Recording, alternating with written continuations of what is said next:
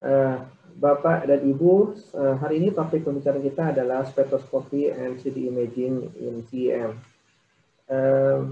Saya akan mulai pembicaraan pada hari ini dengan membahas, mengulang sedikit terkait dengan scanning transmission electron microscope, karena STEM ini merupakan suatu modus analisa yang sangat dibutuhkan apabila kita ingin mendapatkan hasil yang optimal dari analisa spektroskopi kita dalam bentuk IDS ataupun yang lainnya. Lalu setelah pembahasan sekilas, pengulangan sekilas terkait dengan scanning transmission electron microscope, saya akan bahas dua teknik spektroskopi yang sangat umum pada TEM, yaitu energi dispersive X-ray spektroskopi atau yang sering kita kenal sebagai EDS, dan electron energy loss spektroskopi yang disingkat sebagai EELS. Lalu nanti dalam bagian terakhir, saya akan juga menyinggung terkait dengan salah satu teknik pengukuran yang relatif baru di TEM yang disebut sebagai 3D imaging terkait dengan IDS tomografi. Pada pembahasan kemarin, ketika saya memulai pembahasan saya terkait dengan TEM, maka saya sudah sebutkan kenapa kita membutuhkan TEM. Satu jawaban yang paling utama adalah karena TEM sebagai mikroskop itu bisa membuat kita melihat objek-objek yang kecil yang tidak bisa dilihat dengan mata telanjang ataupun dengan mikroskop optik atau bahkan juga dengan SEM. Ya. Jadi konsep awalnya adalah kenapa kita butuh TEM, kenapa kita tidak cukup menggunakan SEM, karena kemampuan penggambaran yang bisa dilakukan oleh TEM itu melebihi dari mikroskop yang lain. Nah, tetapi TEM itu sendiri juga bisa melengkapi analisa kita, karena dengan TEM kita bisa mendapatkan informasi terkait dengan struktur, dengan chemistry-nya, komposisi kimianya, dan yang satu hal yang belum saya sebutkan kemarin, itu terkait dengan, bentar saya mau bergantikan warnanya dulu, ya, terkait dengan bonding, jadi informasi bagaimana unsur-unsur tersebut saling berikatan dalam sistem yang kita miliki. Ya, dan itu akan kita bahas cukup detail pada kesempatan kali ini. Sebagai bahan pemahaman terkait dengan spektroskopi di TEM, izinkan saya kembali sedikit mengulang konsep dasar yang sudah kita pelajari kemarin terkait dengan elektron specimen interaction. Karena mungkin kemarin ada yang datang agak telat atau saya bicara terlalu cepat, ya, maka saya akan coba ulang kembali. Karena ini prinsip dasar yang mesti kita pahamin ketika kita mencoba mengoptimalisasi peralatan TEM yang kita miliki untuk mengklarifikasi sampel-sampel yang kita punya.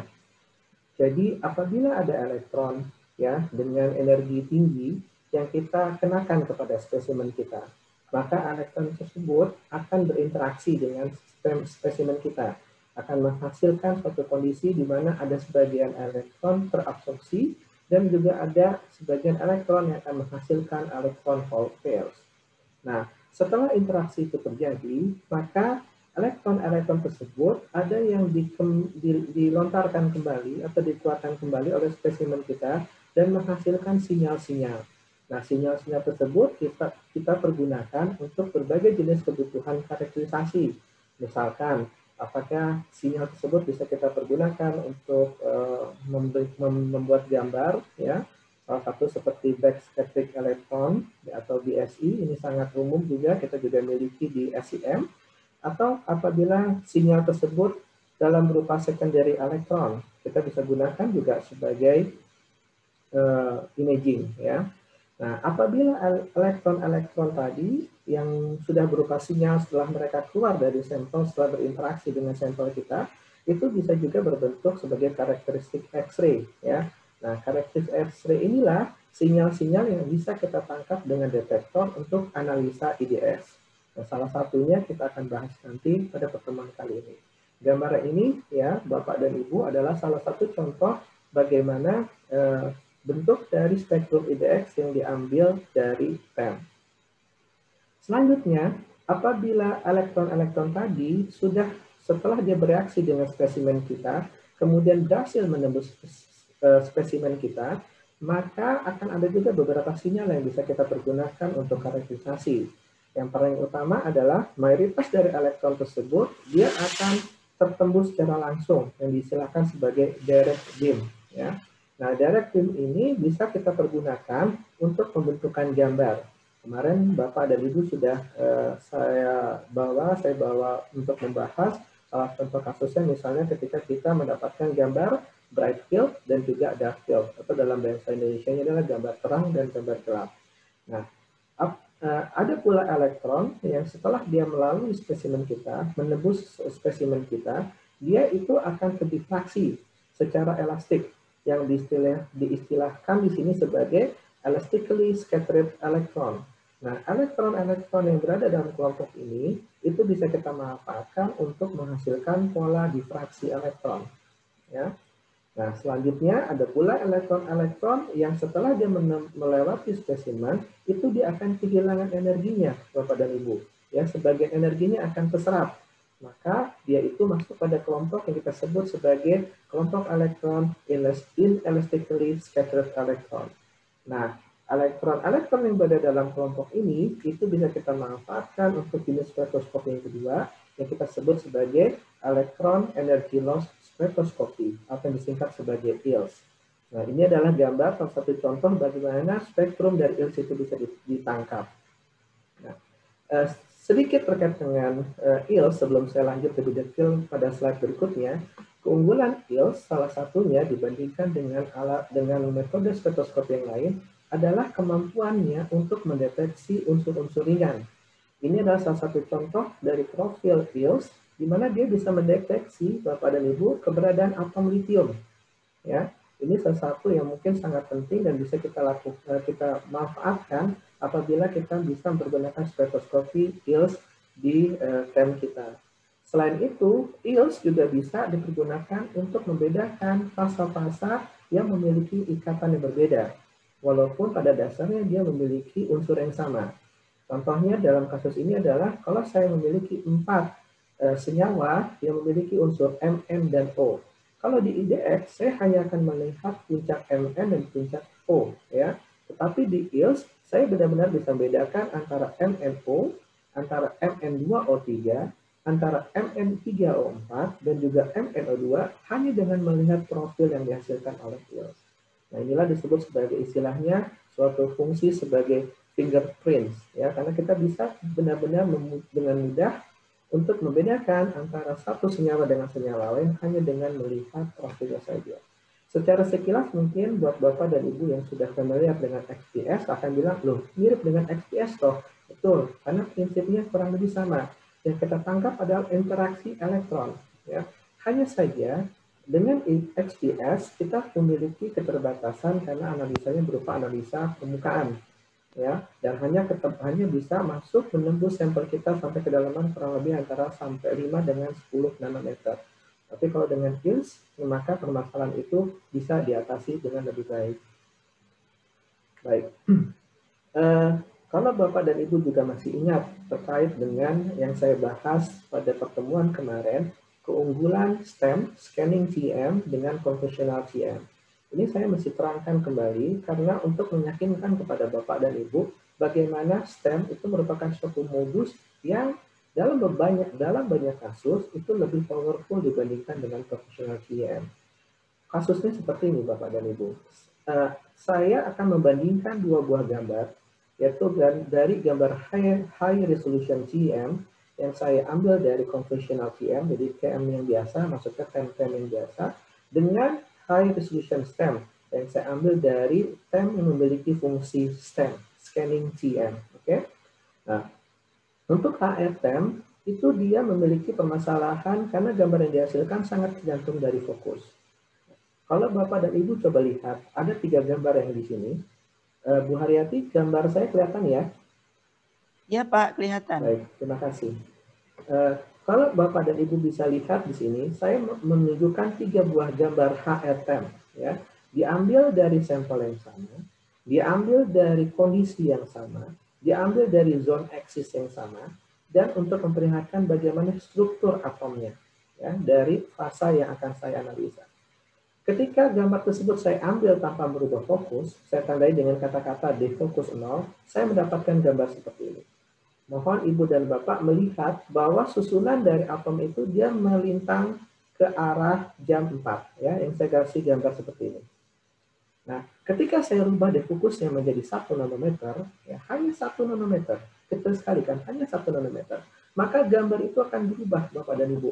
Maka perubahannya yang dari dia melintang dari atas ke bawah dalam arah jarum jam 4, sekarang menjadi arah jarum jam 7, ya, ke arah sini.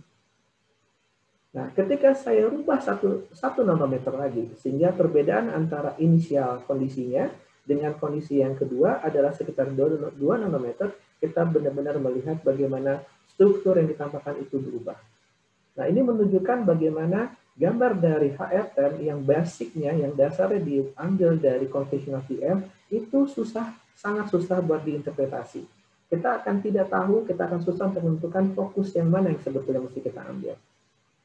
Apabila kita bandingkan dengan high resolution stem, ya, ini adalah gambar dari high resolution stem, tapi gambar ini diambil dengan modus stem, itu gambar yang saya ambil dengan memvariasikan fokus dari minus 20 nanometer hingga 20 nanometer, artinya ada selisih sekitar 40 nanometer, itu akan menghasilkan gambar yang sama seperti ini, tanpa ada perubahan. Nah, dengan gambar inilah menunjukkan struktur yang sejatinya dari sampel yang saya miliki.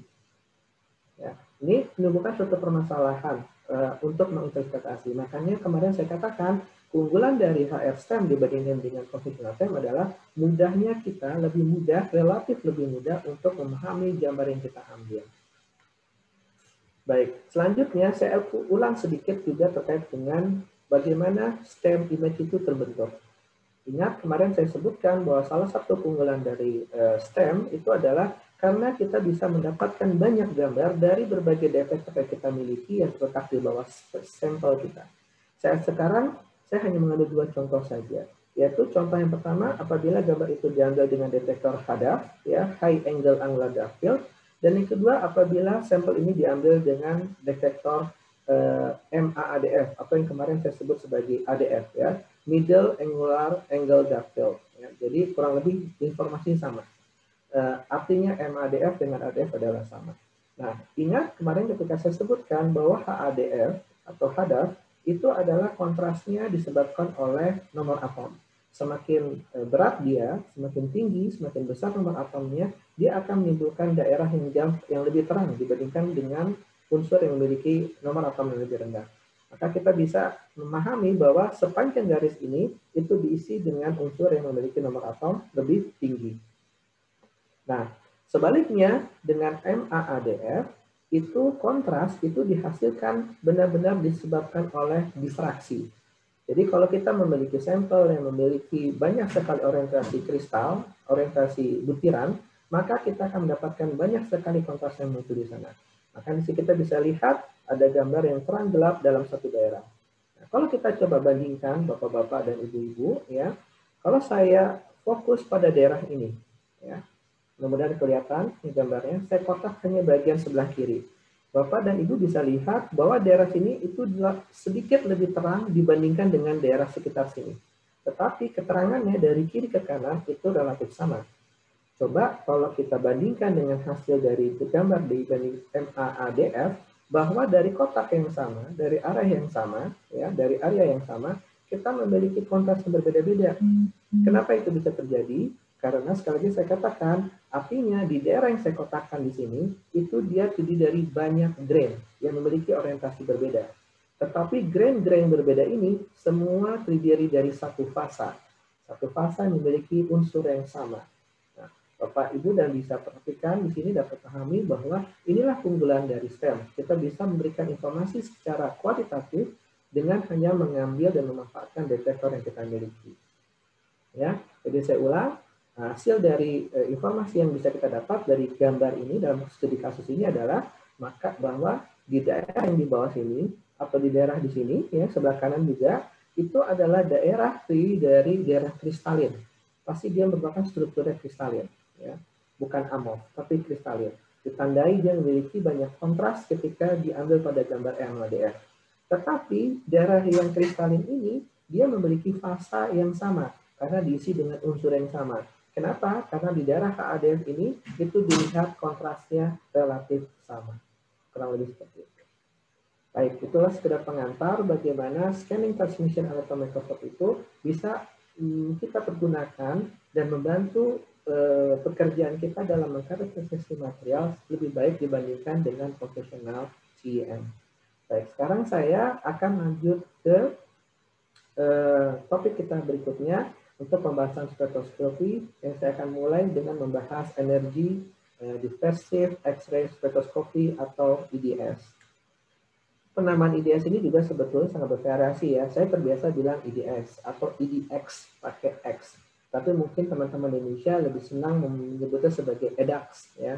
Walaupun sebetulnya EDAX ini nama produk, salah satu dari nama produk. Seperti kalau kita kenal Pepsodent, kita tahu itu sebagai pasta gigi, walaupun banyak merek pasta gigi yang lain. Baik, tadi saya sudah singgung bagaimana IDX itu terbentuk ya atau dihasilkan. Dia dihasilkan dari elektron-elektron yang sudah menyentuh spesimen, kemudian dilontarkan kembali dan ditangkap oleh detektor, dan dia bisa menghasilkan profil IDX seperti ini. Nah, Bapak dan Ibu, bahwa gambar yang di atas ini adalah ciri khas dari profil IDX yang kita biasa dapatkan dari TEM. Biasanya ini didapat karena analisa yang kita lakukan itu yang kita sebut sebagai point analysis. Point analysis adalah dengan cara kita memfokuskan beam kita pada satu daerah khusus saja. Misalkan ya, saya coba ganti warnanya sebentar agar lebih jelas. Untuk kasus yang di sini, saya ganti warna misalkan kuning. Ya. Kalau misalnya, nggak ada warnanya. Kelihatan. Nah, saya ganti warna yang lain dulu biar lebih jelas, hitam mungkin. Ya baik. Ya, jadi saya fokus beam saya di daerah sini, Bapak dan Ibu ya. Maka saya akan dapatkan spektrum seperti ini. Lalu ketika saya fokus daerah yang lain, saya akan dapatkan spektrum seperti ini juga ya, yang bentuk yang lain. Nah, ini disebut sebagai point analysis. Nah, Bapak dan Ibu bisa bayangkan bagaimana kalau misalnya proses ini kita ulang karena kita ingin mengetahui banyak daerah. Nah, ini adalah teknik IDX STEM ataupun mungkin juga masih di banyak SIM yang dilakukan secara konvensional. Untuk analisa spektroskopi yang sudah modern, sebetulnya point analysis ini sudah hampir ditinggal. Kenapa? Karena kita sudah bisa, karena kita sudah memiliki suatu fungsi baru yang kita sebut sebagai IDX elemental map. Artinya, instead of kita menggunakan point analysis dan meletakkan beam kita untuk beberapa daerah tertentu, kita akan melakukan scanning ya dan menyimpan seluruh data tersebut sehingga kita bisa menghasilkan elemental map seperti ini. Maka kita bisa tahu sekarang dari daerah ini bagian hijau itu merupakan diisi oleh unsur-unsur tungsten dan bagian merah itu diisi oleh unsur-unsur Fa. Dan juga sebetulnya ada sebagian tungsten yang ada di sini karena warna merahnya tidak terlalu jelas. Ya. Nah, keunggulannya dari IDX Map ini, pertama, bahwa datanya itu jauh lebih lengkap. Karena kita benar-benar bisa melihat bagaimana distribusi unsur kita itu terdapat pada sampel. Dan yang kedua, itu kita bisa lebih mudah membaca sebetulnya informasi dari sampel kita. Nah, selain dari IDX Map, Bapak dan Ibu, kita juga dengan IDX yang modern bisa melakukan analisa berupa line profile. Artinya saya bisa letakkan ya, menganalisa line profile dari satu daerah ke daerah yang lain dan nantinya akan menghasilkan profil IDX seperti yang sebelah kanan ini ya. Nah, keunggulan dari line profile adalah kalau misalnya Bapak dan Ibu coba lihat satu kasus di daerah puncak di sini ya, yang dekat dengan ujung dari anak panah. Kalau kita lihat dari map, itu terlihat sebetulnya tidak ada perubahan. Ya, kita lihat distribusi dari warna itu kurang lebih sama. Tetapi ketika kita mencoba melihat lebih detail dengan menggunakan line profile, kita lihat bahwa komposisi dari tungsten itu berbeda. Dia memiliki ada nilai lebih dibanding nilai yang lain. Nah, inilah satu keunggulan dari line profile.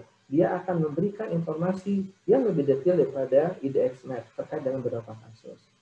Dua hal ini, Bapak dan Ibu, yang ingin saya perkenalkan, seandainya memang Bapak dan Ibu masih belum mengetahuinya, bahwa IDX di TEM itu dengan kondisi sekarang, dengan keberadaan modus TEM tadi, memungkinkan kita untuk mendapatkan data yang jauh lebih baik. dan lebih lengkap dibandingkan kondisi-kondisi sebelumnya yang mungkin kita hanya mendapatkan profil IDX seperti gambar yang di atas ini.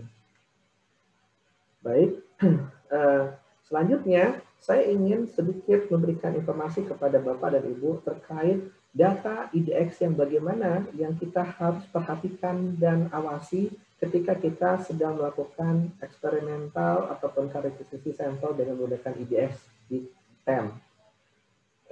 Yang pertama yang mesti kita pahami atau kita hati-hati terhadapnya, bahwa kita mesti pastikan bahwa sampel kita itu tipis. Kenapa? Kalau misal sampel kita terlalu tebal, maka data yang kita terima itu tidak akan akurat, Bapak dan Ibu. Ya. Akan banyak sekali elemen yang saling tumpang tindih nanti di sana yang menyebabkan analisa kita tidak akan tepat.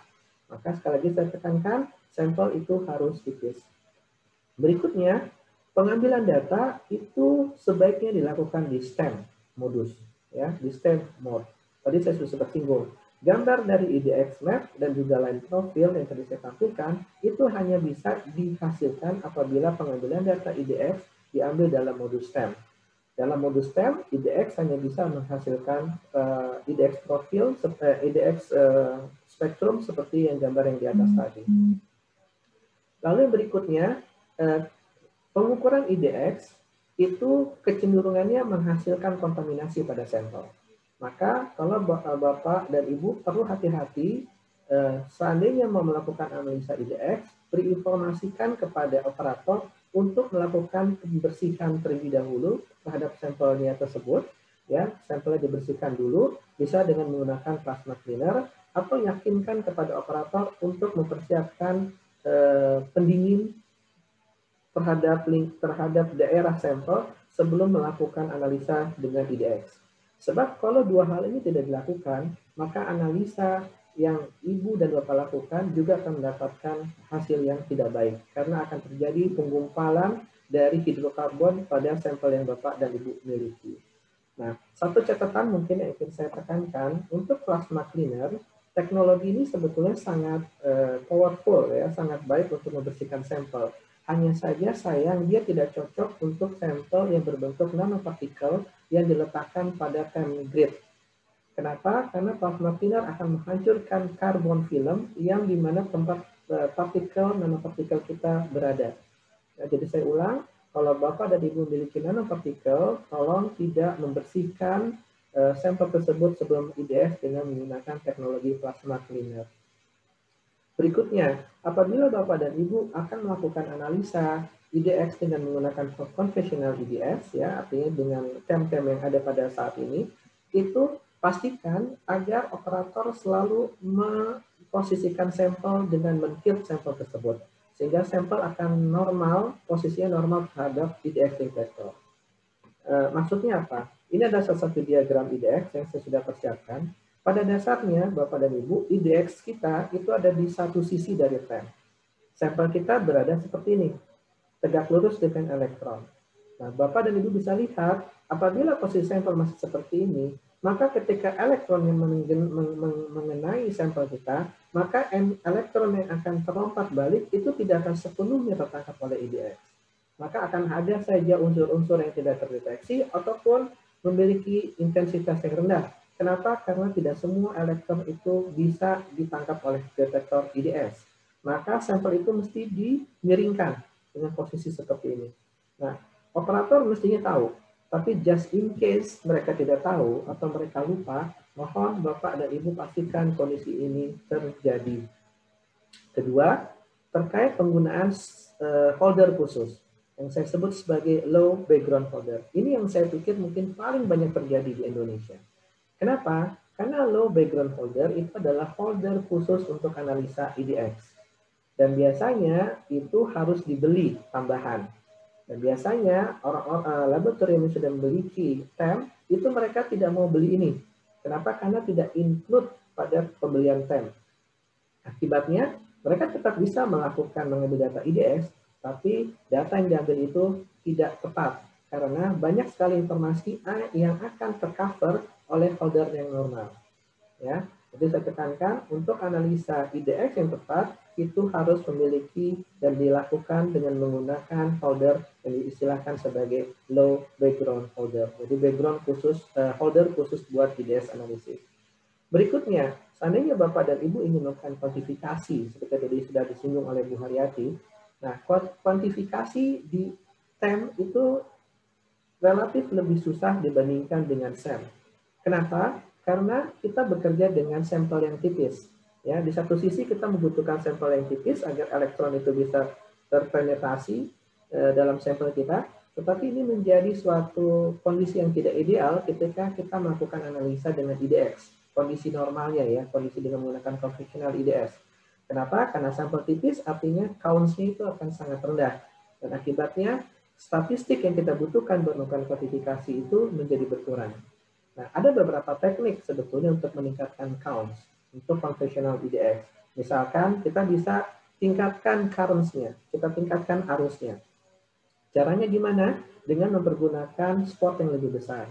Hanya saja, Bapak dan Ibu, kalau ingat kajian kita pada kemarin ya, ketika kita bekerja dengan spot yang lebih besar, ingat kan yang silicon 110 ya, itu gambarnya itu akan hanya kelihatan sebagai satu kolom saja. Padahal isinya ada 2 atom di sana. Nah, maka dengan kata lain, kalau kita perbesar spot kita, maka kita akan kehilangan resolusi. Itu kelemahannya kalau kita menggunakan high current. Nah, yang kedua, kita bisa alternatif yang kedua adalah dengan memperlama proses akuisisi, ya, longer acquisition time. Ya. Tetapi permasalahannya ada juga, yaitu kalau misalnya acquisition time itu ditingkatkan dalam waktu misalkan setengah jam hingga 1 jam, maka kita akan mendapatkan drift. Ya. Sampel itu akan bergerak dalam selama proses kita pengambilan data. Ya. Dan yang kedua, itu akan meningkatkan kontaminasi. Maka data kita juga tidak akan akurat. Jadi kuantifikasi itu dalam TEM yang konvensional, ya TEM-TEM yang lama itu sangat susah dilakukan. Nah, alternatif yang ketiga, yang ini merupakan alternatif yang terbaik pada saat ini, adalah dengan menggunakan detektor yang terbaru teknologinya. Seperti yang kita miliki di TEM Officer Scientific, kami memiliki TEM yang rata-rata memiliki SS detektor itu jumlahnya lebih dari 1. Entah dia 2 ataupun 4. Jadi konsekuensinya dengan menggunakan lebih banyak detektor, maka kita akan mendapatkan lebih banyak counts kan, tanpa melakukan 2 hal yang di atas. Nah, akibatnya kita mendapatkan data yang lebih banyak untuk kita menggunakannya dalam hal mengkuantifikasi sampel yang kita miliki. Nah, terakhir terkait dengan data IDX yang ingin saya tekankan untuk Bapak dan Ibu perhatikan, bahwa kadangkala data IDX yang kita dapatkan itu akan memunculkan unsur-unsur yang, kok bisa muncul ya, padahal saya yakin sampel saya nggak memiliki unsur ini. Nah, biasanya unsur-unsur itu Bapak dan Ibu, entah dia tuh Fe, ya, ataupun Cu, Al, Si, Zn, ataupun yang lainnya. Nah, ini sangat umum terjadi di TEM. Misalkan Fe ini bersumber dari keliling dari detektor yang kita miliki. Atau F ini diambil disebabkan atau bersumber dari kolom dari TEM yang kita miliki. Ya, ini sangat wajar. Tapi jumlahnya mestinya sangat kecil. Sangat kecil. Hanya kalau kita perhatikan baik-baik, barulah kita tahu bahwa memang ada Fe di sana. Nah, kalau misalnya Fe-nya tinggi, something wrong, ya, maka mungkin TEM tersebut mesti diservis. Ya. Kedua, biasanya unsur kedua yang muncul itu adalah cover, ya, tembaga. Dan ini sangat umum dihasilkan oleh TEM grid. Nah, ini Bapak-Bapak dan Ibu-Ibu juga suatu hal yang perlu diperhatikan. Jadi, kalau misalkan Bapak dan Ibu memiliki sampel yang sudah mengandung cover, maka ketika membawa sampel itu untuk dianalisa dengan TEM, mintakan kepada operatornya untuk menggunakan TEM grid yang berbeda. Ya, jangan menggunakan TEM grid yang cover. Nah, ini sudah sesuatu hal yang agak sedikit unik sih di Indonesia. Kenapa? Karena rata-rata laboratorium itu tidak memiliki TEM grid selain cover. Kenapa? Karena cover adalah TEM grid yang paling murah untuk bisa didapatkan. Padahal banyak TEM grid yang lain.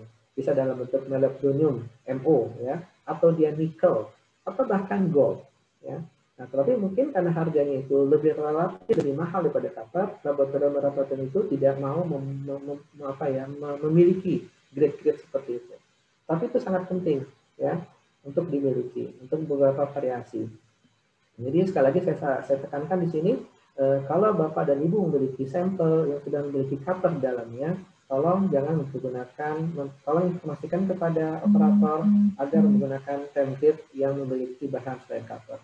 Sama, kalau misalnya Bapak dan Ibu memiliki sampel yang mengandung MO, ya, molybdenum, biasakan sampel-sampel baja tuh, nah itu jangan menggunakan template yang memiliki molybdenum di sana, gunakan yang copper, dan gitu seterusnya. Ya.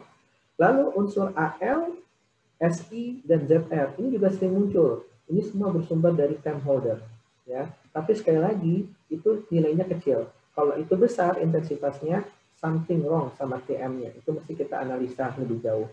Dan yang terakhir, itu biasanya unsur W, tungsten ataupun platin. Ini biasa dimunculkan apabila sampel kita dioperasi dengan menggunakan focus ion beam. Nah, selanjutnya, masih terkait dengan analisa IDX, Bapak dan Ibu. IDX di TEM, salah satu keunggulannya adalah kemampuannya kita untuk bisa mendapatkan IDX spektra hingga sampai 40 kilo electron volt. Ya, ini contohnya. Ya, kita mendapatkan 40 kilo electron volt. Nah, kalau kita bandingkan dengan SEM, SEM itu biasanya kita dalam pengambilan data IDX hanya memungkinkan sampai 15 kV. Kenapa? Karena energi range dari IDX itu berbanding dengan setengah, biasanya maksimal itu adalah setengah dari high tension yang dipergunakan. Kita tahu kalau SEM itu hanya bisa maksimal 30 kV, ya. Tetap makanya energi yang kita dapatkan untuk IDX di SEM itu hanya sampai 15 biasanya. Nah, itu menimbulkan masalah sebetulnya. Kenapa? Contoh kasus. Kalau misalnya saya ingin menganalisa zirconium, ya, Bapak dan Ibu mungkin bisa lihat di sini yang saya tandai, ya, zirconium itu ada berbagai jenis lines. Nah, untuk memastikan saya mendapatkan zirconium K alpha, maka saya harus mempush energi detektor saya untuk bisa mendapatkan energi sekitar 16 kilo electron volt. Sebaliknya, kalau saya tidak bisa mendapatkan kondisi seperti ini, seperti yang di SEM, saya hanya akan melihat L alpha dari zirconium yang ini, ataupun yang M alpha. Nah, dua zirconium, dua lines baik dan M dan L, itu dia berada di daerah energi rendah, di mana kondisinya seringkali terhimpit dengan unsur-unsur yang lain. Saya ulang. Biasanya energi-energi di daerah rendah itu sering sekali overlap dengan unsur-unsur yang lain. Makanya analisa menjadi susah. Ya. Disinilah kita sebetulnya mesti mempergunakan keunggulan dari TEM. Karena TEM itu rata-rata dioperasikan dengan 200 kV, maka kita bisa sebetulnya mendapatkan spektra hingga 40 kV atau di sistem yang modern hingga 80 kV. Jadi unsur-unsur yang aneh-aneh itu, ya, seperti dionium ataupun yang lain, itu rata-rata mereka ada sekitar 60 kV. Dan kita bisa deteksi itu dengan menggunakan TEM.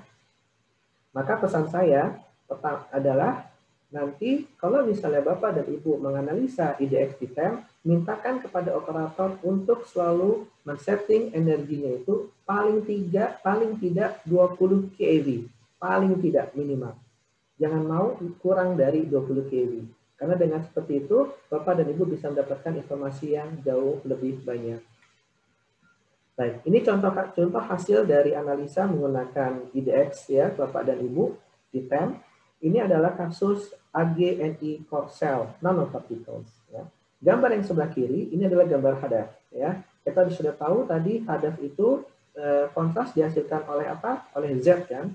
Maka karena Ag dan Ni adalah elemen yang relatif berat, maka kita bisa melihat dengan sangat jelasnya bagaimana nanopartikel berbentuk bakso ini, ya, dengan ukuran sekitar 10 nanometer itu terdistribusi dengan baiknya.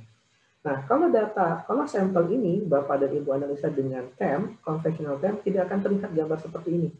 Akan sangat buram, ya, karena kontrasnya akan sangat rendah. Tetapi dengan STEM kita benar-benar bisa melihat apa bentuk bola-bola dari Ag dan Ni ini. Nah, kalau kita tidak memiliki IDX, maka kita berhenti di situ saja. Kita hanya tahu, oh, bentuk kita sudah berhasil mensintesa nanopartikel dengan ukuran 10 nanometer. Tapi pertanyaan yang penting adalah, karena kita sedang mensintesa Ag dengan Ni, apakah Ag dan Ni itu membentuk fasa atau cuma unsur yang terpisah? ya, membentuk satu fasa AGNI atau dia membentuk fasa AG dan fasa NI. Itu pertanyaan tidak akan bisa dijawab hanya dengan melihat gambar. Maka kita mesti mengkombinasikannya dengan menggunakan IDX. Nah, ini hasil dari IDX-nya Bapak dan Ibu, kita bisa lihat rupanya untuk kasus ini terbentuklah dua fasa. Fasa NI di mana dia hanya berada di permukaan dan fasa AG yang dia berada di inti dari nanopartikel tersebut atau di core-nya. Maka core shell morfologi terbentuk seperti ini. Lebih jauh dengan IDX yang kami miliki, kita tidak saja bisa mendapatkan gambar yang indah seperti ini, melainkan kita bisa mengetahui bahwa dari 1, 2, 3, 4, 5, 6, 7, 8, 9, 10, 11, 12, 13 nanopartikel, itu 12-nya sempurna, core shell dengan nikel di bagian luar, dengan AG di sebagai bagian core-nya, tapi ada satu nih yang tidak memiliki nikel di permukaannya, melainkan dia dikerubunin oleh sulfur. Nah, sulfur, ya, sulfur. Sulfur itu kan sebetulnya adalah unsur yang ringan, ya, yang biasanya dengan IDX konvensional itu tidak akan bisa terdeteksi. Tetapi dengan sistem yang terbaru, kita bisa mendeteksinya dan juga bahkan membuat image, membuat gambar dari distribusi unsur tersebut. Baik, itu IDX. Sekarang kita masuk ke spektroskopi yang kedua, ya, yaitu adalah Electron Energy Loss Spektroskopi atau disingkat sebagai EELS. Nah, EELS dari namanya Energy Loss, Electron Energy Loss. Artinya kita memanfaatkan elektron-elektron yang setelah dia bereaksi dengan spesimen, dia akan kehilangan energinya. Ini, ya, bagian inelastically scattered electron. Spektrum yang akan dihasilkan relatif beda dengan yang IDX. Bentuknya kurang lebih seperti ini. Ya, saya akan bahas nanti dalam slide berikutnya apa yang bisa kita pelajari dari spektrum yang model seperti ini. Tapi di slide ini saya ingin memberikan informasi bahwa untuk bisa melakukan eksperimen dalam bentuk electron energy loss spektroskopi, maka kita membutuhkan suatu peralatan tambahan yang serupa seperti di IDX. Kalau di IDX kita akan membutuhkan detektor, IDX detektor ya. Kalau untuk EELS kita membutuhkan yang disebut sebagai filter. Ya. Nah, filter itu secara umum, secara komersial TEM di dunia ini terbagi dari dua kelompok. Kelompok pertama yang disebut sebagai post-column filter. Kenapa? Karena filter tersebut terinstall di bawahnya TEM. Ya, bentuknya seperti ini. Atau kelompok yang kedua itu disebut sebagai in-column omega filter. Ya. Kenapa? Karena si filter tersebut diinstal di dalam TEM. Ini bagian yang ini. Dan dia bentuknya benar-benar seperti lambang omeganya huruf Yunani. Maka disebut sebagai in-column omega filter. Nah, saat ini Bapak dan Ibu yang paling banyak dan yang paling mudah dilakukan, yang paling mudah untuk digunakan itu filter yang dalam bentuk post-column filter ini. Nah, informasi apa yang sebetulnya bisa kita dapat, bisa kita ambil dari spektrum EELS? Saya tidak akan bahas bagaimana EELS itu terbentuk ya, Bapak dan Ibu, mohon maaf karena waktu. Ya, biasanya pembahasan EELS ini itu minimal itu satu pertemuan di perkuliahan sekitar 2 jam minimal ya. Belum lagi kalau misalnya ada studi kasus itu bisa sampai 2-3 perkuliahan. Nah, tetapi kalau Bapak dan Ibu ada yang ingin tertarik untuk belajar lebih jauh, kita bisa mendiskusikannya nanti dalam kesempatan yang lain. Informasi yang bisa kita terima, yang bisa kita ambil dari EELS spektra itu pertama kita bisa mendapatkan ketebalan sampel ya dari EELS spektra. Lalu kita juga bisa mendapatkan informasi terkait dengan valence conduction electron density dari sampel yang kita miliki. Kita juga bisa mendapatkan informasi terkait dengan optical response atau complex dielectric function dari sampel kita. Hanya dengan menganalisa EELS spektra. Ya. Dan kita juga bisa mendapatkan informasi terkait dengan band structure dan juga interband transition. Nah, lalu tentu saja seperti IDX, kita bisa mendapatkan informasi terkait dengan komposisi elemen yang ada dalam sampel kita. Apakah ada unsur oksigen, ada unsur besi ya di dalamnya, dan bahkan lebih baik daripada IDX dalam beberapa kasus, kita bisa melakukan kuantifikasi jauh lebih mudah dibandingkan dengan IDX. Ingat tadi saya katakan IDX itu relatif susah menggunakan time yang lama ya karena masalah count, masalah sinyal. Tapi di ILS kita bisa melakukan kuantifikasi jauh relatif lebih mudah dibandingkan dengan IDX. Terakhir, kita juga bisa mendapatkan informasi terkait dengan bonding and oxidation state ya, dengan dari informasi dari spektrum ILS yang kita dapatkan. Baik. Nah, ini contoh dari spektrum yang kita bisa ambil dari ILS ya. Tadi saya sudah sebutkan di awal bahwa salah satu keunggulan dari ILS adalah dia sangat sensitif dan bisa dipergunakan buat menganalisa unsur-unsur ringan ya seperti boron dengan nitrogen. Nah, walaupun dengan IDX yang baru sekarang kita bisa melihat boron dan nitrogen, tetapi untuk litium itu belum bisa ya, untuk litium belum bisa. Dan hanya ILS yang saat ini yang bisa kita pergunakan. Terus ada yang komentar, enggak kok Pak Riza, dengan XPS bisa. Betul, saya belum selesai ngomong.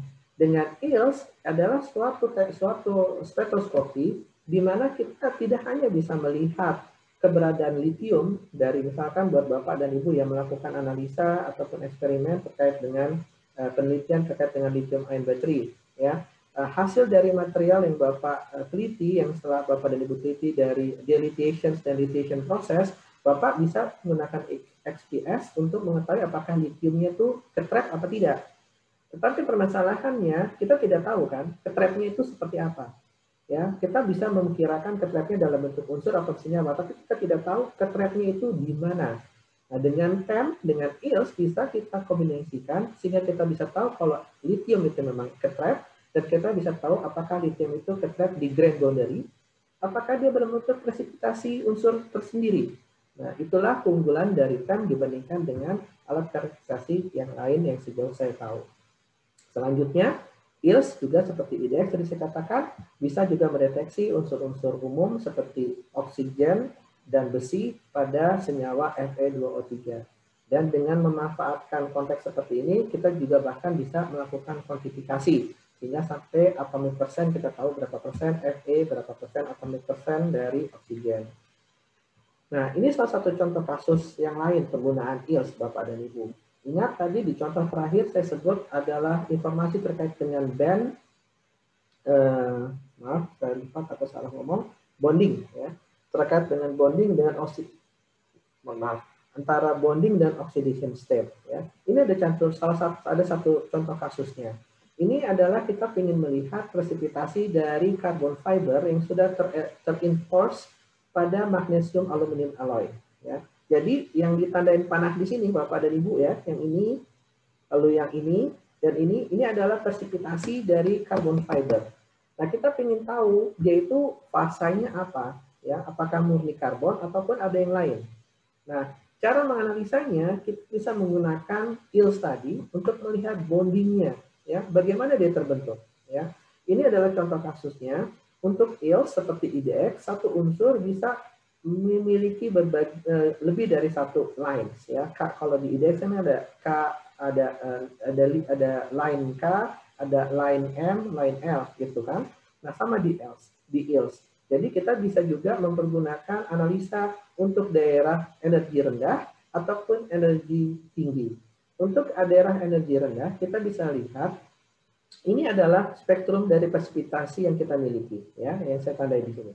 Sedangkan yang di atas itu adalah spektrum dari aluminium O3, bentuknya seperti ini. Paling bawah dari aluminium, bentuknya seperti ini. Dan yang di tengah-tengah adalah aluminium 4C3. Dan kalau kita perhatikan Bapak dan Ibu, bentuknya itu serupa dengan presipitasi yang kita inginkan. Maka kita bisa tahu bahwa presipitasi kita strukturnya adalah aluminium 4C3. Nah, selanjutnya hal ini bisa kita lakukan juga untuk energi tinggi. Dan kita bisa lihat kembali ini presipitasi kita. Di atas adalah aluminium O3, di sini adalah aluminium pure, dan rupanya presipitasi kita juga memiliki bentuk yang sama seperti aluminium 4C3. Maka dari hasil ini kita bisa bilang bahwa presipitasi yang terbentuk itu adalah aluminium 4C3. Baik. Nah, ini contoh tambahan. Kalau tadi ya di gambar yang di sini kita mencoba hanya menganalisa berdasarkan spektrum. Tapi ILS tidak berhenti seperti itu aja Bapak dan Ibu. Kita bisa melihat kembali di dalam bentuk map, ya, elemental map seperti IDS. Ya, di sini kita bisa mendapatkan informasi jauh lebih banyak, lebih informatif. Contoh kasusnya di sini adalah bagian sebelah kiri ini adalah gambar elemental map dari barium titanat dan strontium titanat. Bapak dan Ibu bisa lihat bahwa kedua senyawa ini memiliki satu gugus yang sama kan, titanium oxide, ya. Yang beda cuma barium dengan strontium. Nah, kita bisa membuat map berdasarkan konteks ini, ya. Maka dengan ILS kita bisa lihat bahwa yang hijau-hijau ini itu adalah titanium, ya. Lalu yang warna biru itulah dimiliki oleh barium dan yang warna merah dimiliki oleh strontium. Tidak berhenti di situ, Bapak dan Ibu, kita bahkan juga bisa melakukan yang kita sebut sebagai valency mapping. Di sini contoh kasusnya menggunakan cerium oxide. Kita tahu cerium oxide itu banyak sekali variannya. Ada cerium CeO2, ada Ce3O4, ya. Nah, apabila cerium oxide itu saya ambil gambarnya menggunakan hadaf, stem hadaf, maka gambar itu hanya menunjukkan yang sama seperti ini. Kenapa? Tadi ingat ya, hadaf itu sensitif dengan unsur yang memiliki Z yang tinggi. Maka karena dia hanya ada unsurnya itu hanya ada cerium dengan oksigen, maka yang ditampilkan cuma ceriumnya saja. Terlihat cuma ada satu fasa di sini.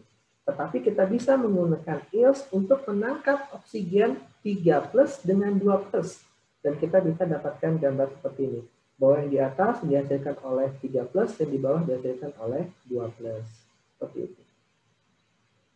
Baik, mohon maaf, bukan oksigen tetapi cerium, mohon maaf. Cerium 2+ dengan cerium 3+. Baik, sekarang kita masuk ke topik yang terakhir, yaitu terkait dengan topik yang relatif baru di TEM, yaitu 3D imaging, dalam lebih spesifiknya IDS tomografi. Bapak dan Ibu, prinsip dari tomografi yang kita lakukan di TEM itu basicnya sama dengan tomografi yang dilakukan oleh peralatan yang lain, seperti CT scan misalkan.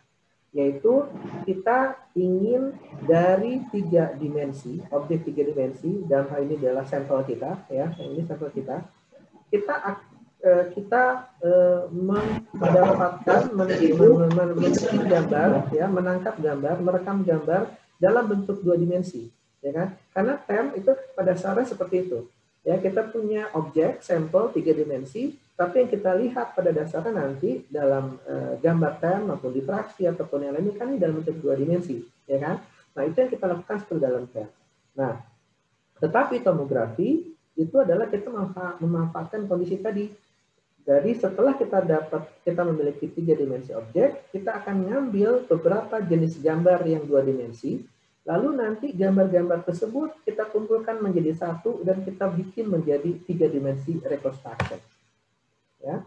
Dan proses ini umumnya terjadi dengan cara kita mengambil banyak gambar yang dari sudut positif ke sudut negatif. Biasanya dengan men-tilt sampel, kita tilt sampel dari plus 70 ya sampai ke minus 70. Jadi plus 70, plus 60, 69, plus 68, plus 67 dan seterusnya sampai nanti minus 69 dan minus 70. Nah, itu rata-rata nanti totalnya bisa menghasilkan kurang lebih sekitar 140 gambar. Nah, nanti 140 gambar itu, ini gambar yang ini, kita rekonstruksi ulang untuk menghasilkan 3D imaging. Itu prinsip konsep dasar dari tomografi kita. Nah, untuk proses cara kerjanya, tadi saya sudah sempat singgung secara sekilas. Jadi kita akuisisi, ya, ini dari 3 dimensi gambar, ya, ini dari 3 dimensi. Lalu 2 dimensinya ini kita gabung, kita posisikan, karena pasti ada pergeseran dan seterusnya. Lalu kita rekonstruksi ulang, dan pada akhirnya kita akan dapatkan kembali 3 dimensi dalam bentuk visualisasi. Nah, untuk bisa melakukan tomografi workflow ini, Bapak dan Ibu, itu membutuhkan suatu sistem yang powerful yang bisa menjamin bahwa proses akuisisi, proses alignment, proses reconstruction, dan terakhir visualisasi itu benar-benar dilakukan dengan tepat.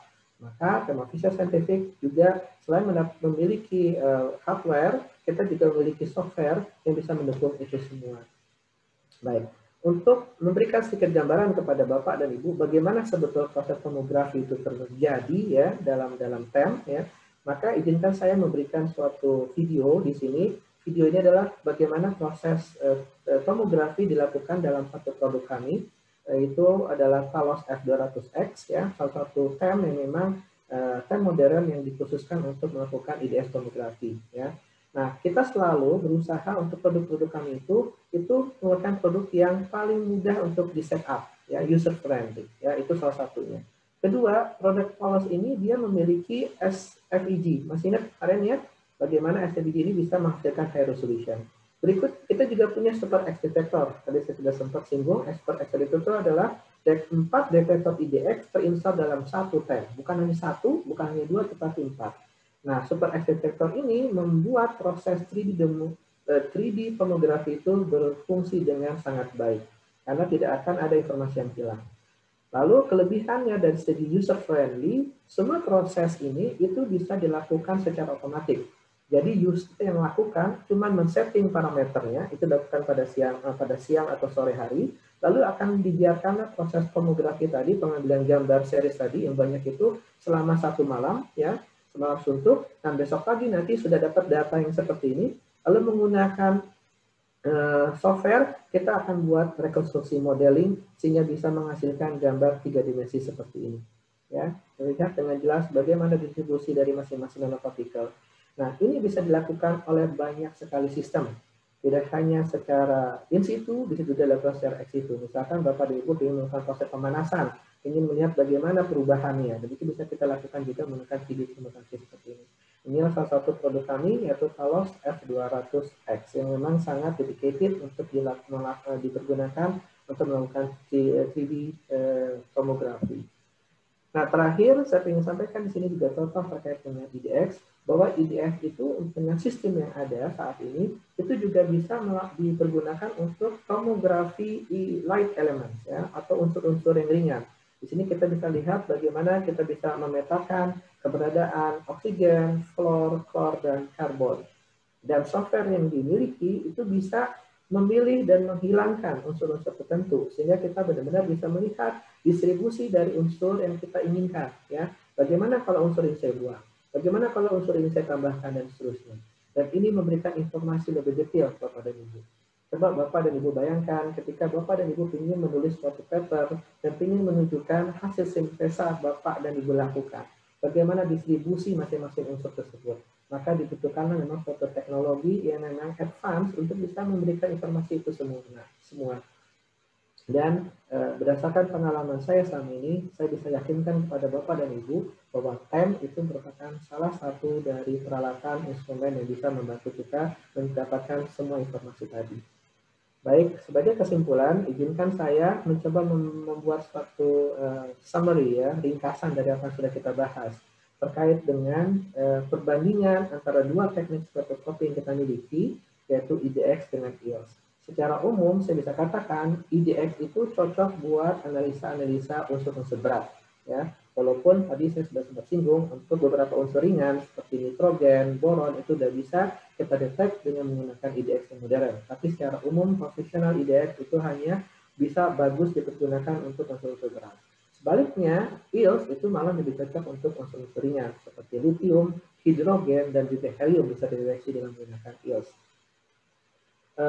Dari segi penggunaan, IDX sangat mudah. Dengan pencet tombol kita akan mendapatkan spektrumnya.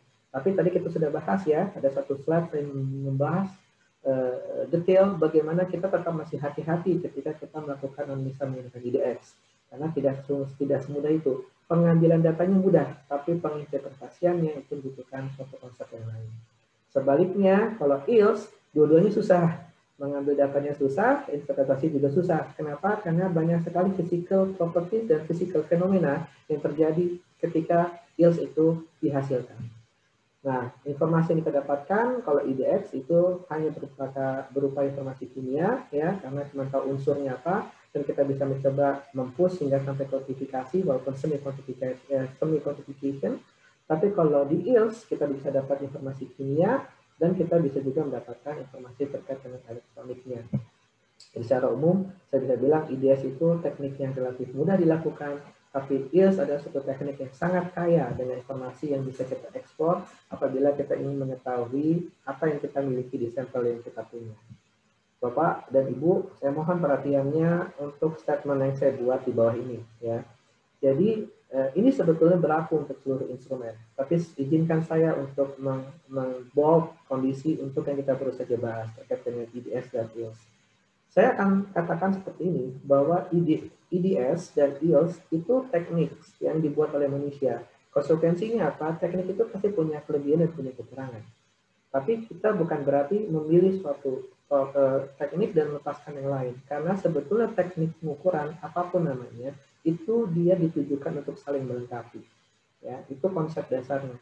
Jadi sangat dibutuhkan kita memiliki suatu instrumen yang bisa memungkinkan kita untuk menggabungkan banyak sekali teknik pengukuran agar kita bisa mendapatkan informasi yang jauh lebih akurat. Terkait dengan instrumen yang bisa kita pergunakan, ada beberapa catatan penting yang ingin saya tekankan di sini. Apabila Bapak dan Ibu ingin berkonsentrasi untuk mengoptimalisasi teknik spektroskopi pada tem yang Bapak Ibu miliki. Pertama ya Bapak dan Ibu, elektron sources, sumber elektron. Kita pastikan bahwa tem kita itu mampu menghasilkan high contrast, menghasilkan small pore size, menghasilkan high current density, dan menghasilkan small energy spread. Karena semua faktor-faktor ini sangat berperan dominan untuk menghasilkan data yang baik dari TEM.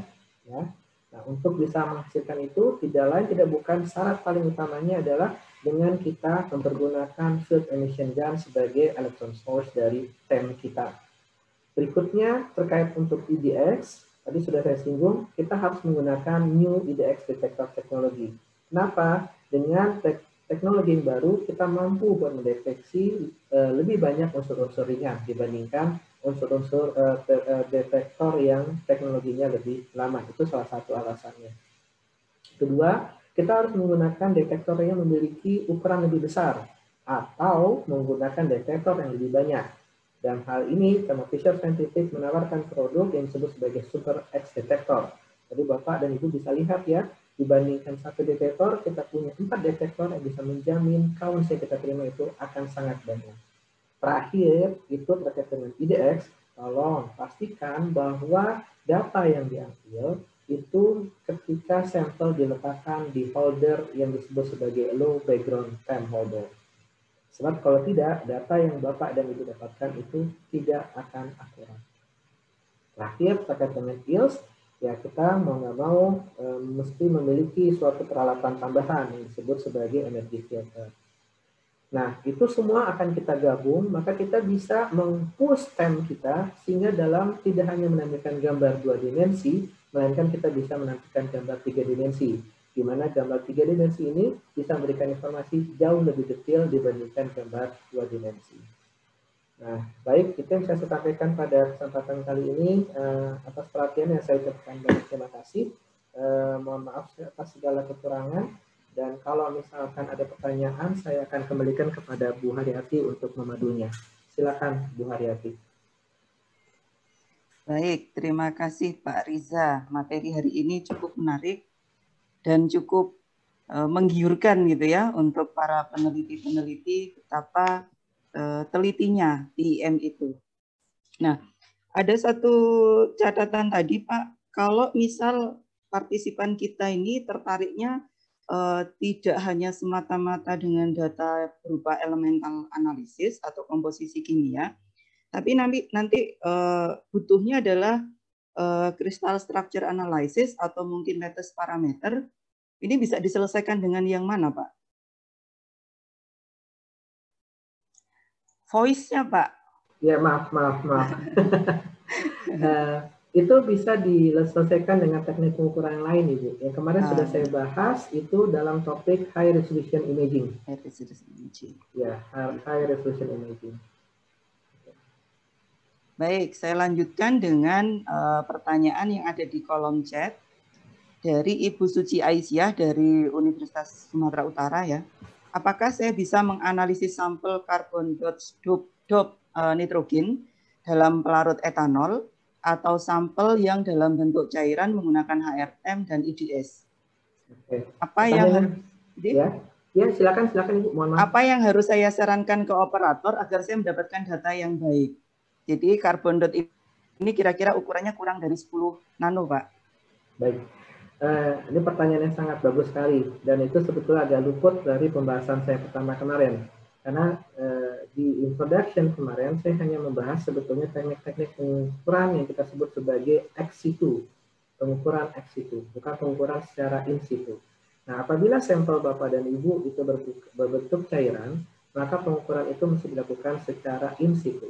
Dan untuk itu dibutuhkan pertama perangkat tambahan ya, dalam bentuk misalkan pertama itu holder yang khusus, stem holder yang khusus, agar nanti cairan tersebut tidak terhisap oleh vakum stem. Ya.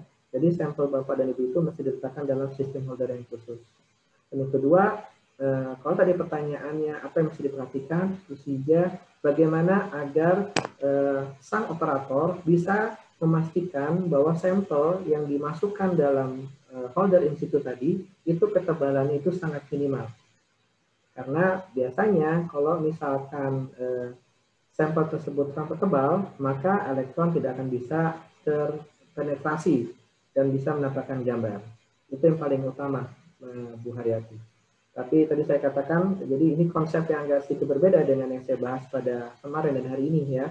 Karena yang saya bahas sampai sejauh ini adalah ex situ, artinya saya hanya menganalisa sampel-sampel yang sudah tidak melakukan suatu proses ya, dan bentuknya biasanya hanya padatan. Tapi kalau Bapak dan Ibu ingin menganalisa sampel yang bentuknya itu cairan, apalagi cairan ini memang ingin melihat real, kondisi realnya ketika dia masih bentuk cairan, maka kan tidak bisa dipadatkan. Kalau bisa dipadatkan, bisa kita menggunakan teknologi dengan cryo-TM, artinya kita dinginkan dengan liquid nitrogen. Tetapi kalau Bapak penanya dengan Ibu siapa tadi? Ibu, sebentar, harus up lagi. Aisyah ya? Ya, Bu Aisyah, kalau memang Ibu tadi ingin melihat bagaimana proses reaksi itu terjadi secara live dalam kondisi dia itu cairan, maka mau tidak mau maka analisa itu dilakukan dalam proses in situ. Dan untuk itu membutuhkan holder khusus, Ibu. Iya, Pak. Pertanyaan yang kedua ini dari YouTube, Pak ya, dengan Dolvi Pandara. Apakah peralatan TIM di Indonesia sudah dapat menganalisis IDS dan ILS? Baik, untuk yang IDS sudah bisa. Itu yang saya tahu, tapi Bu Haryati bisa bantu sebetulnya. Pengalaman Ibu lebih banyak ya. Atau Ibu aja deh yang jawab. Untuk yang IDS saja. Saya tidak pernah menggunakan yang IDS, Pak. Saya lebih banyak gitu. Pakai yang higher temp dari pola fringinya itu yang saya ambil. Oke, baik. Kalau gitu saya akan coba jawab ya, Ibu. Jadi kalau misalnya buat yang IDX, yang saya tahu itu ada di UI, Universitas Indonesia, dan ada di LIPI Fisika, yang saya tahu memiliki IDX. Bisa jadi sih di semua sebetulnya punya IDX, karena biasa IDX ini sudah dipaksakan paketnya untuk dijual ya biasanya. Tapi yang saya tahu pasti itu cuma ada di yang saya pernah analisa, yang saya pernah coba bantu setting itu ada di UI dan di LIPI Fisika. Mungkin nanti teman-teman dari MTI bisa bantu jawab lebih detailnya. Terkait dengan yang ILS, sayangnya belum ada sama sekali di Indonesia. Jangankan di Indonesia, di Southeast Asia itu hanya ada di Singapura yang baru kami memiliki fasilitas ILS. Ini lanjutan dari pertanyaan tadi, Pak ya. Berdasarkan penjelasan Pak Riza tadi, apakah TEM ini lebih komprehensif dibandingkan dengan SIM? Tergantung sebetulnya apa yang mau kita lihat. Saya selalu akan menjadi seperti itu. Saya akan berusaha menghindar untuk mengunggulkan secara mutlak suatu teknik dengan teknik yang lain. Karena tadi kan saya sebut di slide saya, 2 slide terakhir saya itu, bahwa yang namanya teknologi pengukuran, teknologi verifikasi, itu pasti ada yang lebih dibanding dan ada juga yang kurang. Dan kemampuan kita lah sebagai peneliti untuk bisa mengkombinasikan semua teknologi pengukuran tadi untuk memberikan informasi yang paling lengkap. Nah, tetapi kembali ke pertanyaan tadi, kalau misalnya Bapak dan Ibu hanya ingin melihat permukaan dari sampel Bapak dan Ibu, atau distribusi dari fasa yang kita buat dalam bentuk hanya tampak permukaan, maka itu SIM cukup.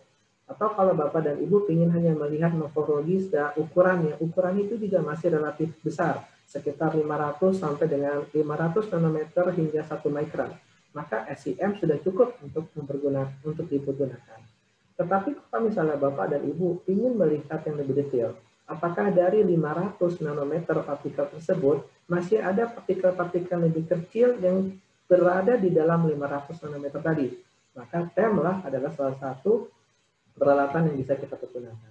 Atau kalau kita ingin lihat apakah partikel-partikel yang kecil tadi itu tumbuhnya saling berikatan, ya, memiliki orientasi kristal yang sama, maka untuk itu TEM harus dipergunakan. Gitu. Kurang lebih mungkin seperti itu, Bu Haryati. Baik.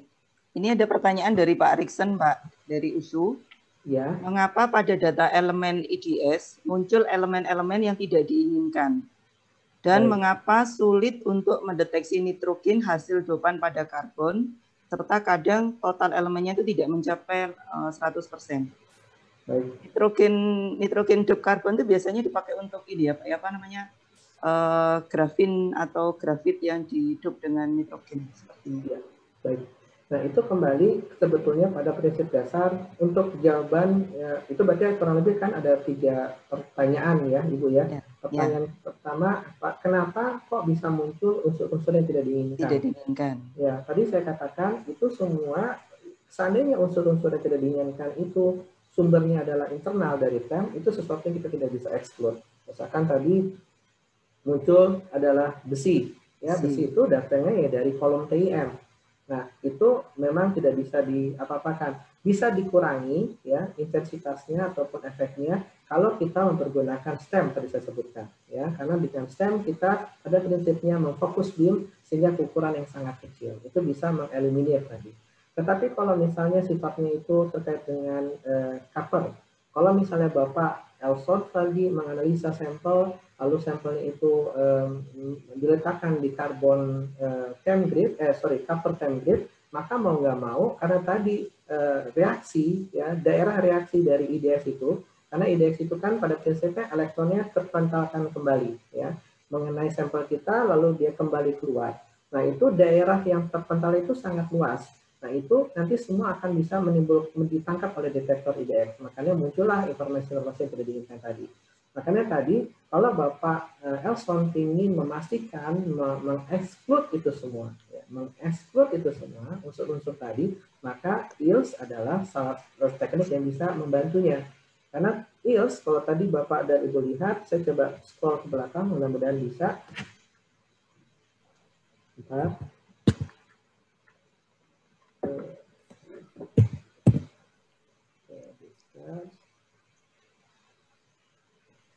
Ya, saya coba tampilkan mungkin agar lebih jelas penjelasan saya. Nah, di sini. Kelihatan Bu Haryati? Iya, Pak. Nah, kalau IDX itu adalah dihasilkan oleh elektron yang terpentalkan kembali ya oleh spesimen kita. Maka kalau kita lihat di gambarnya ini adalah disebut sebagai daerah di mana daerah interaksi tadi, Pak Elson. Maka seluruh komponen yang ada dalam lingkaran mata abu-abu ini akan memberikan efek terhadap IDX. Nah, tetapi kalau Pak Elson bekerja dalam ILS, ya, dalam modus menggunakan spektroskopi ILS, maka yang kita analisa pada dasarnya adalah semua elektron yang sudah masuk pada sampel kan ada di bawah. Nah, maka kita tidak akan menemukan lagi copper, kita tidak akan menemukan lagi Fe, kita tidak akan menemukan lagi aluminium, zirconium, dan juga silikon, ya. Karena itu semua sudah tereksklud berada di luar lingkaran yang warna abu-abu ini. Itu pertanyaan pertama. Pertanyaan yang kedua itu terkait dengan saya lupa Bu.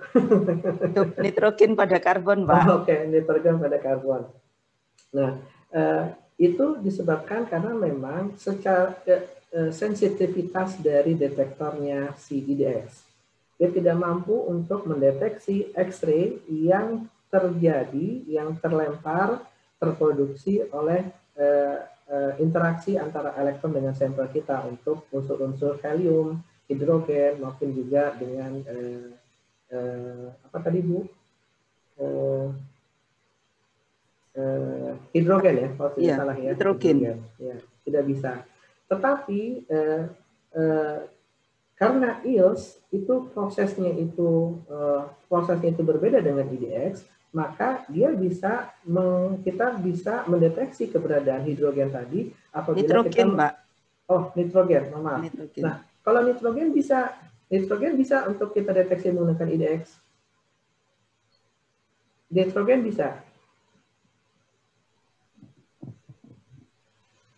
Saya tidak ada data di sini, tetapi Pak Elson, nitrogen kita bisa deteksi dengan menggunakan IDX. Hanya hidrogen, helium, dan lithium. 3 itu aja sekarang yang tidak bisa dideteksi dengan IDX. Ya, saat ini ya, karena sensitivitas terhadap dari detektor yang tidak memungkinkan. Tetapi ketiga unsur yang tadi, helium, hidrogen, dan lithium bisa dideteksi menggunakan IELTS. Nah, mungkin saya tidak tampilkan gambar di sini. Ini saya tampilkan deh contohnya. Sebentar, saya coba cek. Kalau ini kan sulfur dengan klor, itu kan termasuk yang rendah. Ini di IDX tomografi saya ada tampilkan terakhir. Nah, ini. Enggak deh, saya nggak tampilkan. Oh ya, saya lupa, saya nggak tampilkan, mohon maaf. Tapi nitrogen bisa deteksi, Pak Elson. Ya. Terus pertanyaan ketiga tadi apa, Bu? Iya, sudah itu. Atau mungkin itu, karena dia distribusinya, Pak, sehingga dia nggak kebaca mungkin kalau kasusnya Pak Erikson. Jadi dia terlokalize pada satu tempat di mana tidak di spot kita nguji. Apakah bisa? Enggak. Saya pikir tidak seperti itu, Bu. Tetapi saya pikir karena IDX yang dipergunakan oleh Pak Elson mungkin termasuk sistem yang relatif lama, Pak Elson. Karena tadi saya katakan itu benar-benar sangat tergantung dari sensitivitas dari detektor IDX yang kita miliki. Untuk detektor yang saat terbaru sekarang, mereka itu sangat sensitif sehingga dia bisa benar-benar mendeteksi unsur-unsur ringan. Begitu kurang lebih. Baik, semoga bisa menjawab permasalahan Pak Erikson, Pak ya. Pertanyaan berikutnya, Pak, dari Prof. Januarti ITS, apakah material organik, misal bakteri atau virus yang terperangkap dalam bentuk kristal, itu bisa tertangkap oleh analisis TEM? Bisa. Itu kita menganalisanya tapi menggunakan TEM yang yang lebih dedicated untuk life science. Itu kita istilahkan sebagai cryo-TM tadi. Cryo. Ya. Ada pertanyaan dari Ibu Asih Melati. Bagaimana meyakinkan audiens atau pembaca jurnal yang kita tulis bahwa elemen-elemen impuritas di EDX itu berasal dari sistem atau dari alat. Jadi bukan dari sampel yang beliau uji gitu mungkin maksudnya. Pertanyaan bagus. Ada tekniknya. Jadi misalkan saya coba pikiran gimana saya cara menjelaskannya. Oke. Cara yang paling mudah, Ibu, adalah dengan mencoba mengambil 2 spektrum yang berbeda. Spektrum pertama, Ibu ambil dari sampel, ya. Sedangkan spektrum yang kedua, Ibu ambil dari vakum, ya. Nah, itu kalau dilakukan, seandainya sinyal-sinyal Fe ataupun yang tadi seperti Kappa tetap muncul pada daerah yang sebetulnya tidak ada sampelnya, maka itu merupakan sinyal-sinyal yang dihasilkan oleh environment, lingkungan kita. Itu cara paling mudah. Nah, cuman biasanya sih, kalau dalam publikasi, itu nggak perlu dilakukan. Kenapa? Karena ketika kita submit, itu biasanya reviewer sudah tahu kalau itu adalah sumbernya datang dari environment. Hanya mungkin kalau Bapak dan Ibu ingin melakukan presentasi dengan orang-orang yang masih belum memahami konsep pengambilan data tersebut, ya bisa dites itu, minta kepada, atau buat Bapak dan Ibu sendiri ya, ketika mendapatkan data dari operator, minta operator untuk selalu melakukan hal tersebut, untuk memastikan apakah unsur-unsur ini memang ada di sampel Bapak dan Ibu atau merupakan bagian dari lingkungan dari TEM tersebut.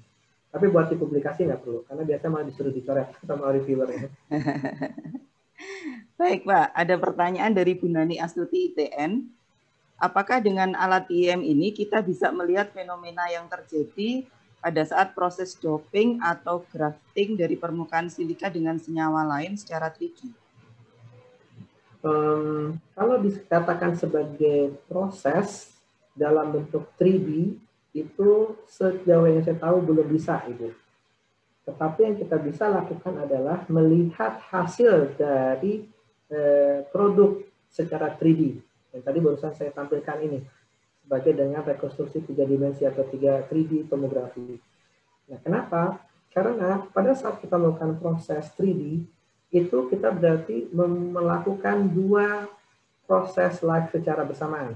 Pertama kita men-tilt, ya, tadi kan proses pengambilan datanya adalah kita mengambil banyak gambar 2 dimensi, lalu pada saat yang sama kalau kita ingin melihat prosesnya, artinya perubahan itu akan terjadi secara dengan jangka waktu juga. Maka nanti proses menggabung seluruh gambar tadi itu akan menjadi permasalahan. Karena kita tidak memiliki referensi yang tepat. Karena proses yang terjadi itu sedang berlangsung. Gitu. Jadi sekali lagi saya katakan, sejauh yang saya tahu, proses itu tidak bisa di-image dalam bentuk atau diproduksi dalam bentuk 3 dimensi tomografi. Yang bisa hanya produk hasilnya saja. Tapi kalau pertanyaan Ibu terkait apakah bisa kita mendeteksi proses pertumbuhan nanopartikel tadi, jawabannya bisa. Itulah masuk ke dalam teknik pengukuran TEM menggunakan in situ. Tergantung apakah penumbuhan itu dilakukan dengan memberikan energi listrik ya atau current, itu bisa. Ataukah pertumbuhan itu terjadi karena kita tambahkan temperatur, kita panaskan, itu bisa dilihat secara live dengan menggunakan TEM. Dan itu direkam dalam bentuk movie tapi bukan dari rekonstruksi. Jadi kalau tadi yang saya gambarkan di sini Bapak dan Ibu itu bukan movie. Saya mengambil banyak gambar, lalu gambar-gambar 2 dimensi tadi itu saya gabungkan menjadi satu gambar. Kan seperti itu. Tapi yang tadi secara live itu mesti direkam dalam bentuk video. Dan itu bisa dilakukan di TEM. Disebut sebagai in situ TEM analysis. Kalau misal dari penjelasan Pak Riza tadi itu kan kita punya data gitu, terus kemudian kita gabungkan dengan alat-alat yang lain, misal FTIR atau SRD atau DGPA gitu. Itu masih belum bisa juga mampu untuk ini ya Pak ya, menjelaskan oh mekanisme atau proses dopingnya seperti ini gitu. Meskipun kita nggak pakai in situ ininya apa IIM-nya. Bisa Ibu, tetapi pasti tetap saja karena prosesnya itu berbeda, itu akan ada link yang terputus. Nah, ya kan? Pasti ya, betul. ada link yang terputus. Misal contoh kasusnya saja, mungkin agak mudah untuk melihat, untuk dibandingkan kalau misalnya kita ingin, ini sudah akan saya bahas besok, saya akan membahas sedikit terkait dengan in-situ di sesi besok. Itu kalau kita ingin melihat bagaimana proses lithiation dan deletion pada lithium ion battery. Ya, dan biasa kita lakukan apa? Kita melakukannya semua ex situ. Kita ukur, kita lakukan proses lithiation, ya, deletion, lalu kita ukur sebelum dan sesudahnya. Current-nya kita ukur, tegangan kita ukur, kita dapatkan data-data parameter dari pengukuran baterai tersebut. Lalu setelah data-data itu kita dapat, lalu kita analisa menggunakan TEM. Nah, kan ada satu link yang putus di situ, ya kan? Nah, tapi yang kita bisa lakukan sekarang dengan menggunakan TEM, kita lakukan proses lithiation, kita melakukan proses deletion, dan kita ukur juga tegangan dan voltage-nya pada saat yang sama, dan kita juga bisa lihat proses itu terjadi secara live di TEM. Nah, itu bisa dilakukan sekarang. Maka link terputus tadi itu akan hilang. Itu adalah keunggulan dari in situ eksperimen. Semuanya sebetulnya hanya TEM, CT scan kita bisa melakukan in situ sekarang. Dan semua itu kita bisa dapatkan informasinya. Tapi kalau kita melakukan hanya masih ex situ, akan selalu pasti ada link yang akan terputus. Tergantung, kalau misalnya kita bisa melakukan datanya banyak, dan kita yakinkan sampelnya tidak berubah, kan kasusnya kan banyak ya Bu Haryati ya. Kita sampel buat XRD, kita punya satu sampel ukuran 1 cm. Nah, itu kita potong setengah. Nah, setengah itu kita pakai buat XRD. Tapi nanti buat SEM, kita ambil yang setengah yang lain.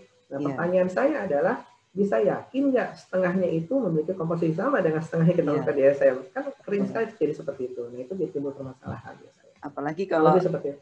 Iya, apalagi kalau kita berbicara mengenai doping atau mungkin kita membuat atau merekayasa sesuatu, homogenitasnya itu kan juga berpengaruh. Betul sekali. Barangkali ada audiens yang mau raise hand untuk bertanya, mumpung masih ada waktu kurang lebih 7 menit. Karena di kolom chat pertanyaannya sudah habis, Pak. Oh, begitu. Baik. Jadi saya coba informasikan untuk agenda besok. Pak Riza membuka kesempatan kepada kita untuk case study, atau mungkin Bapak Ibu partisipan ini memiliki data TIM yang butuh opini atau hipotesa menjawab hipotesa kita, versi kita, kemudian nanti ada form diskusi, ada form diskusi di situ berdasarkan data-data dari Bapak Ibu. Dipersilahkan. Nanti dari tim MTI akan membuka di form survei yang tadi sudah saya bagikan, ada opsi untuk menampilkan file.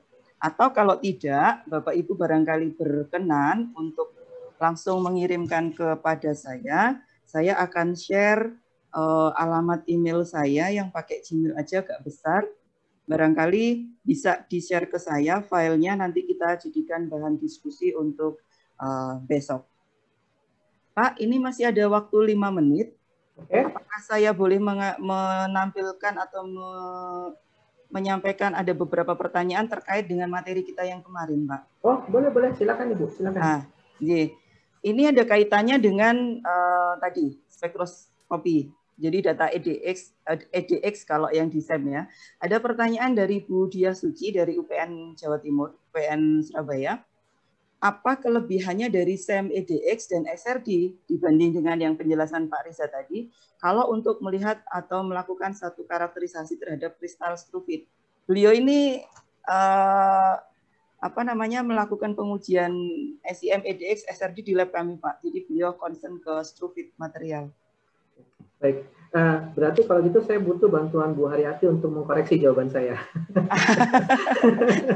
Baik. Ya, material yang tadi disebutkan itu, kalau saya nggak salah, mestinya dia termasuk material yang soft material ya. Soft material. Ya. Nah, kelemahannya kalau misalkan itu dianalisa di TEM konvensional, itu kemungkinan besar tidak bisa, karena dia akan hancur ketika terkena elektron sebesar 200 keV. Ya. Jadi sejauh itu memang menurut saya SEM dan X-ray itu merupakan opsi yang paling baik.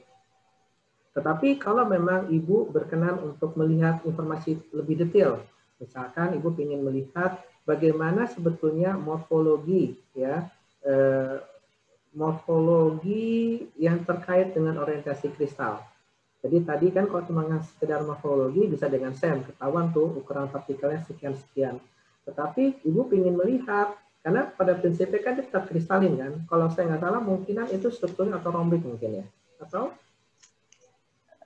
Saya tidak cek ICD.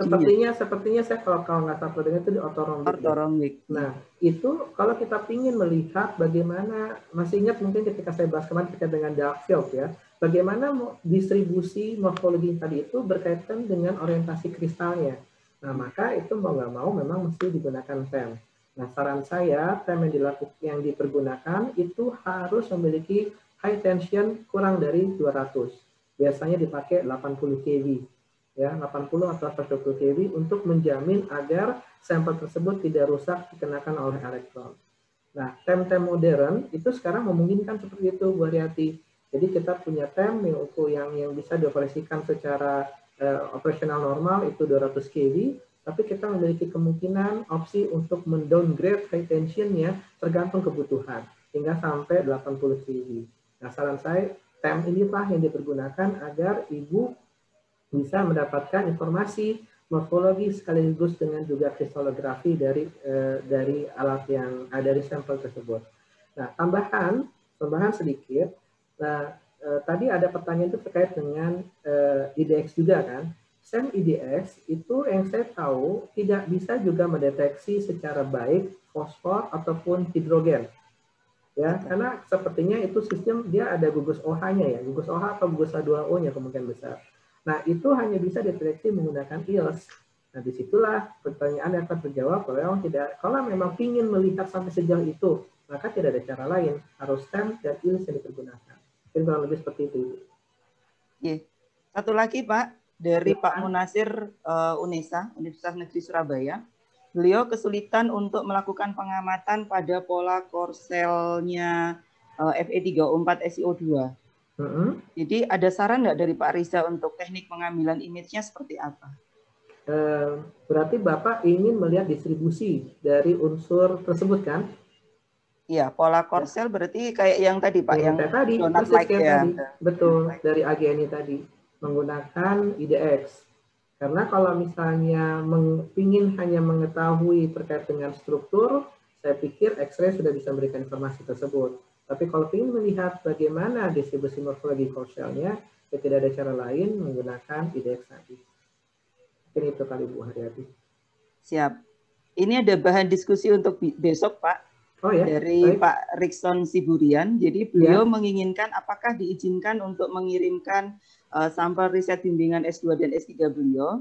Jadi itu untuk approve ke pimpinan beliau bahwa peralatan TIM itu layak untuk diperjuangkan gitu, Pak. Oh gitu. Terus terang kalau saya itu kan bekerja sebagai application scientist. Di Singapura kami tidak memiliki laboratorium Pak Elson. Laboratorium kami itu adanya di Cina, ya di Cina. Nah, tetapi kalau memang dan jujur saja, kami membuka kesempatan untuk orang-orang mengirimkan sampel untuk dianalisa di laboratorium kami di Cina. Tetapi karena kami adalah perusahaan ya komersial, pasti kami punya vested interest ya, Ibu Haryati ya. Jadi menerima sampel itu pasti nggak sekedar seperti kalau misalnya di antara lembaga peneliti Indonesia itu publikasi bersama gitu. Kita nggak akan bisa seperti itu. Jadi targetnya memang adalah ada change untuk pembelian peralatan. Nah itu, tapi itu semua keputusannya biasanya diberikan oleh pihak sole distributor yang kami miliki di setiap negara. Saran saya kalau memang Pak Elson ingin ke arah sana, saya akan sangat dukung ya, karena peralatan-peralatan yang kami miliki, tadi Pak Elson sudah melihat beberapa contohnya ya, dan itu prosesnya menurut saya harus melalui dari sole agent yang ada di Indonesia. Dalam hal ini adalah MTI. Jadi mungkin saran saya entah pihak MTI yang mencoba menghubungi Pak Elson secara langsung, atau mungkin Pak Elson juga bisa mengusulkan terhadap MTI terkait dengan hal ini. Alternatif yang kedua yang bisa saya tawarkan, walaupun saya terus terang tidak jamin bisa berhasil, adalah saya... Maaf Pak. Ya silakan Ibu. Saran saya adalah mungkin kita coba bisa nggak ya seperti itu. Tadi saya sempat terkilas adalah kalau memang topiknya itu cukup menarik dan memang bisa memiliki nilai publikasi, mungkin saya bisa kenalkan dengan rekan saya yang ada di Jerman. Tetapi itu saja kalau ini konteksnya berarti publikasi yang dijadikan sebagai target akhir. Dan saya tidak bisa menjamin terus terang apakah kualitas itu akan sesuai seperti yang akan kami hasilkan dari laboratorium kami di Cina. Kurang lebih mungkin seperti itu, Ibu. Baik, Pak. Sepertinya sudah habis pertanyaan yang ada di kolom chat. Kemudian waktunya juga sudah habis. Kami menunggu untuk kehadiran Bapak Ibu semua besok. Terima kasih Pak Rizal untuk materi kita hari ini. Sama-sama Bu Haryati. Ada tambahan lagi nggak Pak? Enggak, saya rasa sudah cukup seperti itu. Oke, baik, terima kasih. Jadi Bapak Ibu, kami menunggu kehadiran Bapak Ibu semua untuk webinar besok dengan membawa segala data atau mungkin permasalahan-permasalahan yang bisa kita jadikan bahan diskusi dengan Pak Riza di waktu dan link yang sama dengan hari ini, jadi jam 13 sampai jam 14.30. Terima kasih kepada Bapak Ibu semua atas perhatiannya. Semoga kita dipertemukan besok dengan keadaan yang sehat, tetap produktif, dan membawa ide-ide dan pengetahuan-pengetahuan yang baru mengenai TIM. Terima kasih semua, sampai ketemu besok. Assalamualaikum warahmatullahi wabarakatuh. Waalaikumsalam warahmatullahi wabarakatuh. Pamit semuanya ya, sampai ketemu besok insya Allah.